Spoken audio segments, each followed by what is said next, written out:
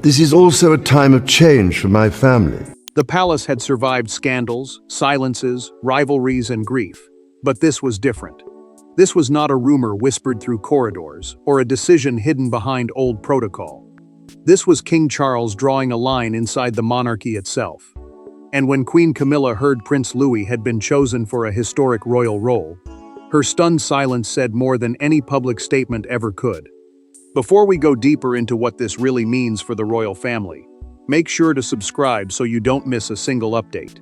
Charles knew every person in that private family meeting understood the weight of what was coming. He did not raise his voice. He did not dress the moment in soft words. The king placed a signed folder on the table and confirmed that Louis would be formally prepared for the newly created role of Royal Guardian of the Windsor Legacy, a symbolic position meant to connect the youngest Wales child with service, family memory, and the future image of the crown. The crown means the monarchy itself, not just jewels or ceremony, but the living institution that carries royal duty from one generation to the next. And in that room, the monarch made it clear this was not a suggestion. It was final. Camilla did not move. She did not speak. The queen consort had expected influence, or at least warning, over any role tied to royal family legacy projects.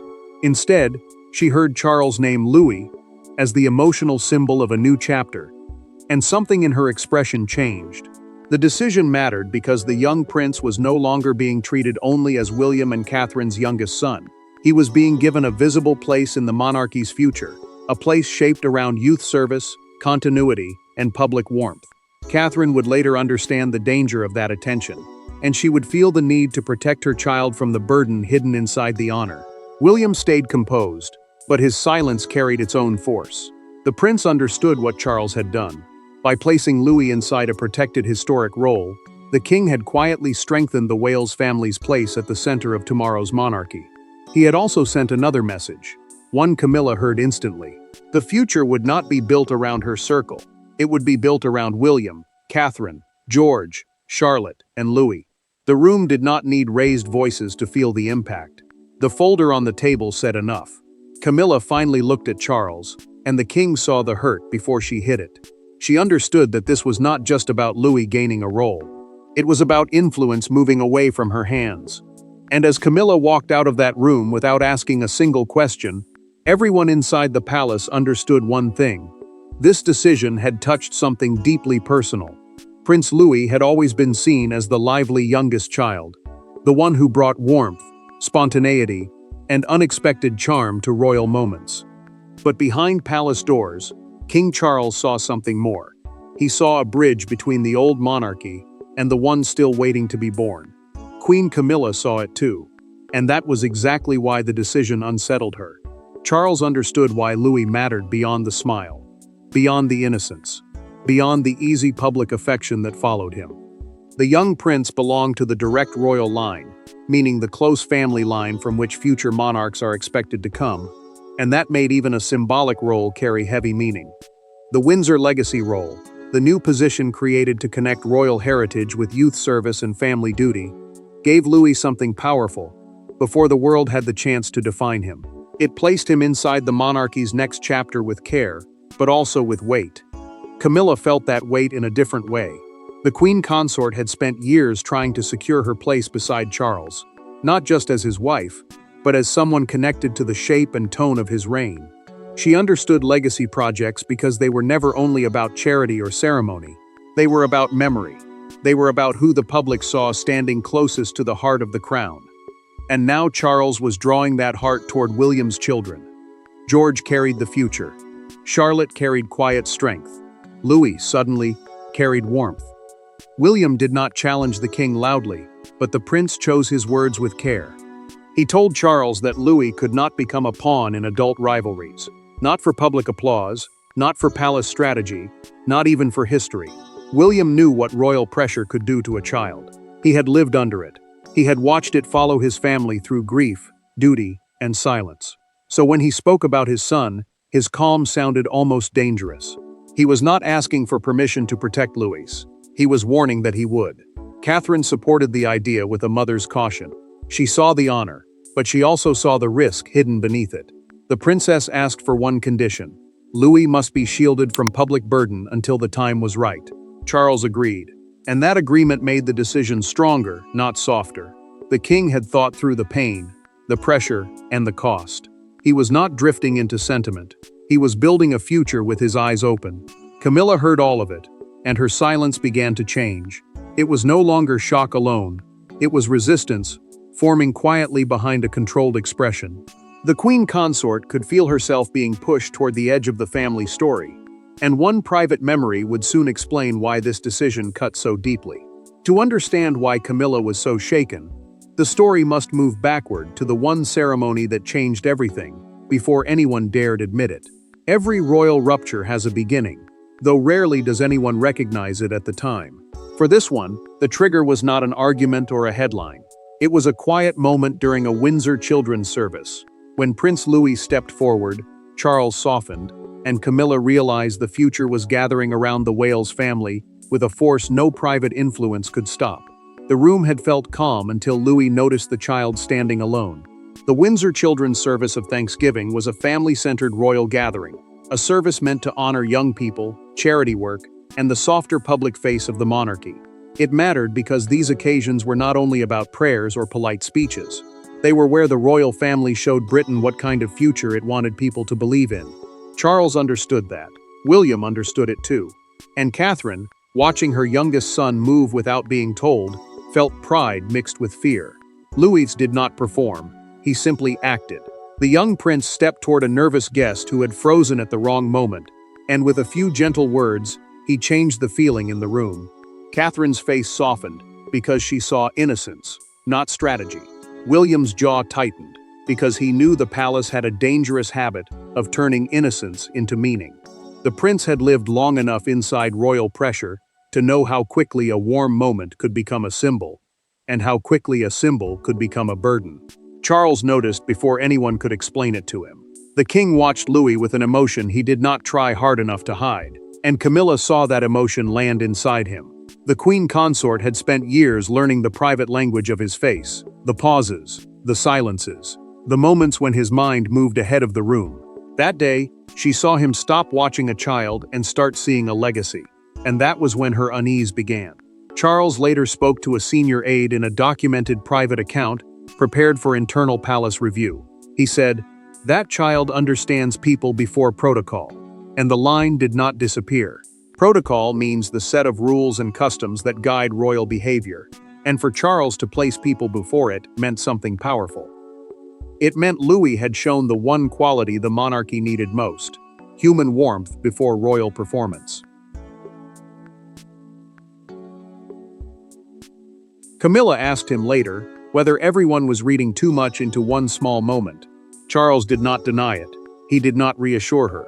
The king only looked down, let the silence stretch, and gave her the first warning without saying the words. By the time the final folder reached his desk, Camilla already knew the decision had begun long before she was invited into the conversation. But knowing where the decision began did not make it easier to accept. And when Camilla finally confronted Charles, the palace walls seemed to hold their breath. There are palace conversations that end with agreement, and there are palace conversations that leave emotional damage behind. This was the second kind. Queen Camilla entered the private room controlled, polished, and determined not to look wounded. But Charles knew her too well. Before she spoke, he saw the question in her eyes. Why was Prince Louis being lifted into history without her blessing? Camilla closed the door herself, and that small action changed the air between them. The Queen Consort had requested the meeting after learning that the Windsor legacy role had already been approved in principle, meaning the main decision had been accepted before the final public steps were arranged. That mattered because approval in principle was not casual palace talk. It meant Charles had moved beyond discussion. It meant Louis's future role was no longer just an idea floating between advisors. It was becoming part of the monarchy's planned direction. Charles did not invite aides into the room, and that made the exchange more dangerous. Aides usually softened royal disagreements, turning sharp words into careful phrases before damage could spread. This time, there was no buffer. Camilla stood before the king not as a public figure beside him, but as a woman who felt excluded from a decision touching legacy, family, and power. She told him the choice would look like a public rejection of her place in shaping the monarchy's future. She did not shout. That made it worse. Charles listened, but his face did not bend. The king had expected pain, yet he had not expected accusation to arrive so quickly. Camilla pressed harder, saying people would believe William had guided the decision behind closed doors. She asked whether the prince had turned Louis into a symbol before the child could understand what was being placed upon him. Charles set his pen down slowly, and the sound carried more force than anger. He told her the choice belonged to the crown. The crown, he meant, was the monarchy itself, the duty that stood above marriage, comfort, and private loyalty. Camilla felt the sentence land. The queen consort heard what he was really saying. Her hurt could not rule the future. Charles then spoke the words that cut deepest. He said Louis's role was meant to protect continuity after years of family fracture, to give the younger generation a softer purpose, before bitterness and pressure could define them. Continuity meant keeping the royal story alive from one generation to the next, and to Charles, that story now needed repair more than permission. Camilla looked away first. The king did not reach for her hand, and she did not ask him to. Something between them had shifted from disagreement into distance. She left the room shaken, but the confrontation had revealed something larger than wounded pride. Charles had already chosen where power must move next.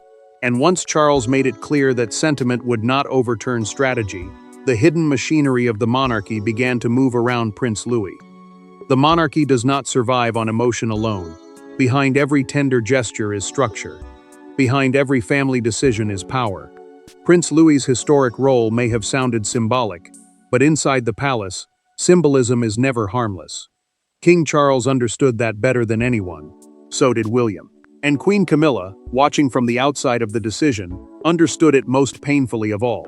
Charles moved carefully after the confrontation, but he did not move backward. The king studied the framework for the royal guardian of the Windsor legacy, a role designed to connect Louis with youth service, royal heritage events, and future Commonwealth-facing symbolism.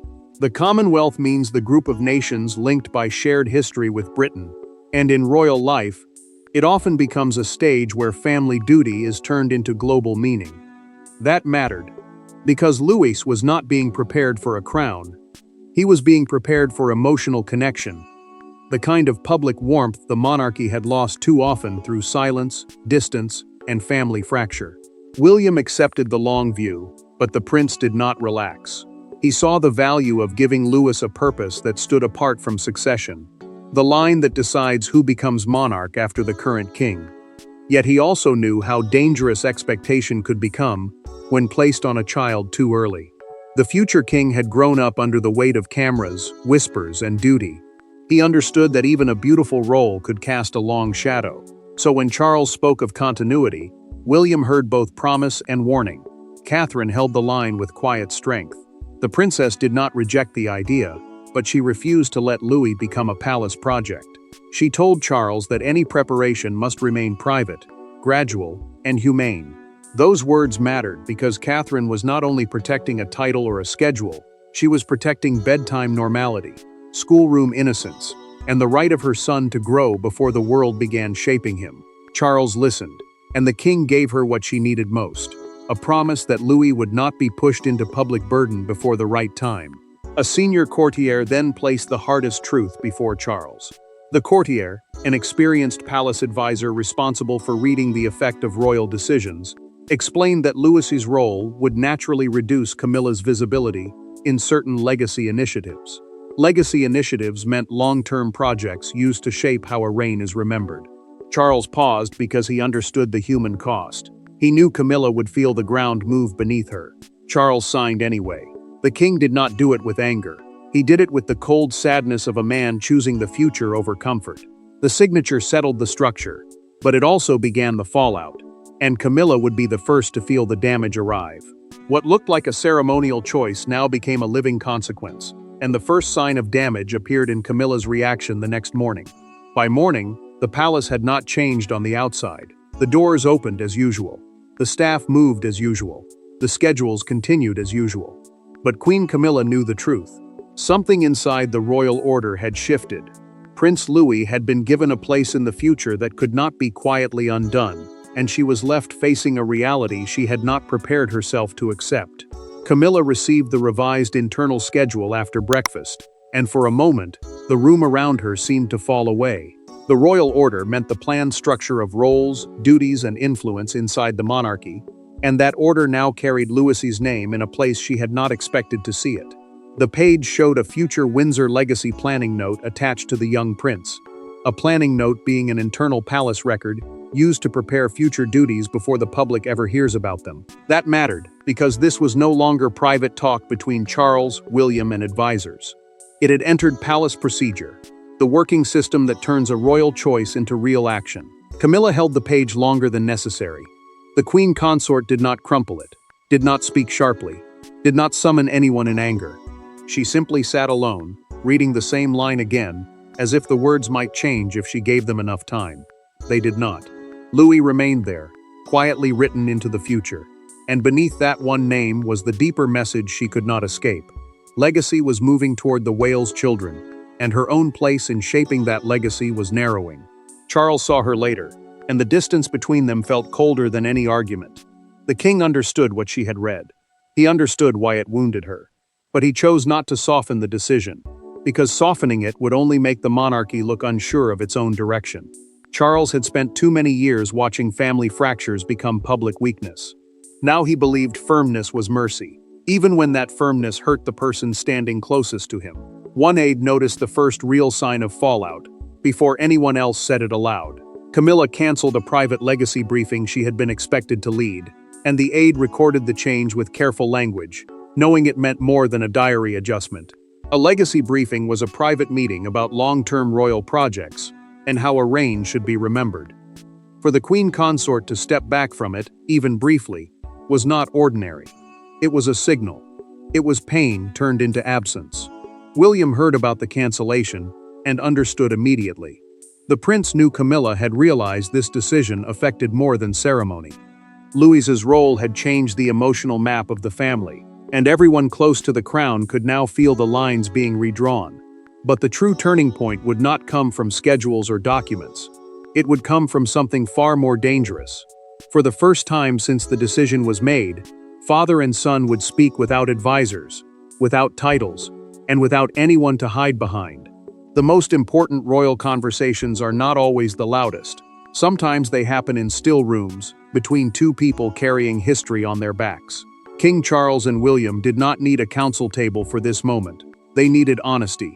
And when the father spoke about Prince Louis, the son finally understood that this decision was not about power alone, it was about repair. Charles invited William into a private sitting room with no aides nearby, and the absence of witnesses made the moment heavier. A private sitting room is a smaller royal room used for personal conversations away from formal meetings, and this mattered because nothing there could be softened by advisors or turned into careful palace language. The king was not speaking to the prince through procedure. He was speaking to his son, and William, still carrying concern for Louis beneath his calm expression, understood that Charles had chosen this place because titles would only get in the way. William waited for the king to explain himself, but the silence between them already carried the answer. Charles told him that Louis's role was never meant to place the boy near the hard line of pressure that had shaped others before him. The line of pressure meant the heavy emotional burden placed on royal children when duty, public attention, and family expectation arrived too soon. The king said the youngest Wales child needed purpose, but not punishment. He needed meaning, but not a childhood swallowed by ceremony. William listened, and then the prince finally said what he had been holding back. He feared the palace would romanticize Louis, turn his warmth into a story, and forget that behind the symbol was still a child. William knew how quickly affection could become expectation. He knew how quickly the public could love a royal child and still help build the cage around him. The future king did not reject the historic role, but he refused to let it become another polished burden passed down with a smile. Charles absorbed the warning with quiet regret. The king admitted that the monarchy had asked too much from children before. Too much silence, too much bravery, too much performance before they were old enough to understand the cost. This time, he said, it had to be different. Louis's role would not begin publicly until he was older. The protection around it, however, would begin now. That was the true reveal. Not a grand announcement, a shield. William accepted only when Charles promised that Catherine's boundaries would be respected. The princess had drawn those boundaries as a mother, not as a royal strategist, and the king understood that ignoring them would damage the very future he was trying to protect. Father and son reached no easy peace, but they reached something stronger: agreement built on caution, memory, and love. With Charles and William aligned, the palace could no longer treat Camilla's shock as the center of the story. Something larger had taken shape around Louis, and the family now understood why the decision had to stand. And once that private understanding formed, the outside world finally caught sight of the royal shift everyone inside the palace had already felt. By the time the story reached the public, it no longer belonged only to the palace. It belonged to Britain, to broadcasters, to commentators, to crowds outside royal gates, and to every person trying to decode what this meant. Prince Louis's historic role became more than a family decision. It became a national symbol, and Queen Camilla's stunned reaction became the image everyone discussed. Charles allowed the palace statement to go out with careful wording, but even careful words could not hide the force behind them. The statement confirmed that Louis would one day be associated with the Windsor Legacy Program, a long-term royal project built around service, family memory, and the future meaning of the monarchy. That mattered because public language from the palace is never random. Each phrase is chosen to calm fear, protect dignity, and show control. Yet this time, the control only made people look closer. The king had not announced a scandal. He had announced direction. Camilla appeared later with her composure fixed in place, and the public studied every small pause. The queen consort smiled when expected, spoke when required, and moved through the engagement with practiced calm. But restraint became its own story. People did not need tears to sense hurt. They saw a woman standing beside a monarchy that was quietly turning its emotional focus toward the Wales children. Camilla's silence, once private, now belonged to everyone watching. William and Catherine protected normality with even greater care. The prince did not make a speech about Louis, and the princess did not allow the moment to become a performance around her son. They kept the children close, steady, and out of the storm, and that choice created sympathy. The public understood why it mattered. Louis was being tied to the future, but William and Catherine were refusing to let the future swallow him whole.